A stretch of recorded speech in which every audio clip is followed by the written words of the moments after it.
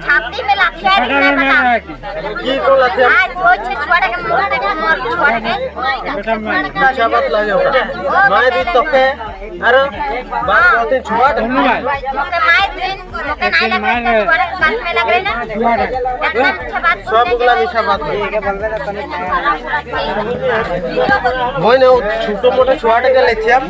ओए माइसी लगे दिया खाली ना आजी खाली पाजरी नहीं वाला है काली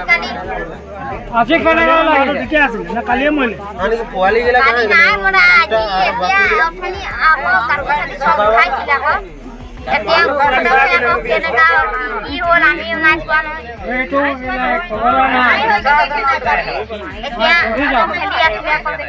ততা লগত কলা লিলিবাই কৰিবলা পিতৃ মাতৃ কাজিয়াৰ মাজতে পাখান পিতৃয়ে গছকি হত্যা কৰিলে তিনিমহীয়া সন্তানক হত্যাকাৰী পিতৃক গ্ৰেপ্তাৰ কৰিছে আৰক্ষীয়ে মৰাণ কচুমাৰীত তিনিমহীয়া কেঁচুৱাক পিতৃ মাতৃয়ে হত্যা কৰাৰ অভিযোগ স্থানীয় ৰাইজৰ চৰাইদেউ জিলাৰ মৰাণহাট আৰক্ষী থানাৰ অন্তৰ্গত কচুমাৰী ঘিলাগুৰি গাঁৱৰ নিবাসী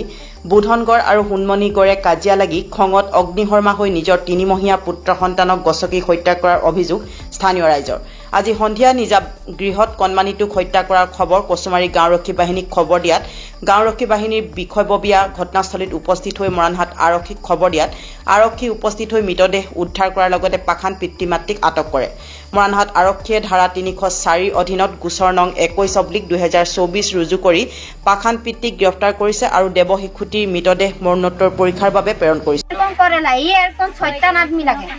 কোনটো ডাঙৰলা আছে দুটা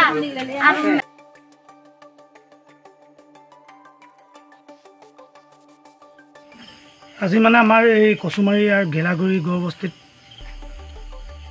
এই দুটা মতা মাইকী কাজিয়াত এটা তিনিমহীয়া সন্তান নিহত হৈছে তেওঁলোকে মানে বিশেষকৈ মাইকীজনীক আমি সোধা পোছা কৰোঁতে তেওঁলোকক তেতিয়া কৈছে যে দুইজন গিৰিক ঘৈণীয়েকে কাজিয়া লাগিছিলে কাজিয়া লাগি থাকোঁতে ল'ৰাটোক বাপেকে গছকি পেলাই মাৰি পেলালে আচলতে এইটো বৰ দুখজনক ঘটনা আৰু বৰ অমানৱিক ঘটনা এইবিলাক ঘটনাবিলাক আচলতে হ'বলৈ পাইছে আমাৰ আটাইতকৈ ডাঙৰ কথা হৈছে ইয়াত চুলাই মদৰ যিখিনি অবৈধ ব্যৱসায় চলি আছে এই অবৈধ ব্যৱসায়খিনিৰ কাৰণে গোটেই সামাজিক পৰিৱেশটোৰ পৰা আৰম্ভ কৰি গোটেই ইয়াত মানুহ থাকিব নোৱাৰা অৱস্থা এটা সৃষ্টি হৈছে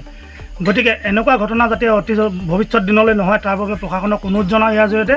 যাতে এই যিখিনি অবৈধ চুলাই ভাটি আছে এই চুলাই ভাটিখিনিৰ ওপৰত বিহিত ব্যৱস্থা গ্ৰহণ কৰিব লাগে আৰু আমাৰ সমাজখন যাতে সুস্থ সবল হৈ থাকে তাৰ বাবে তেখেতলোকে চেষ্টা চলাব লাগে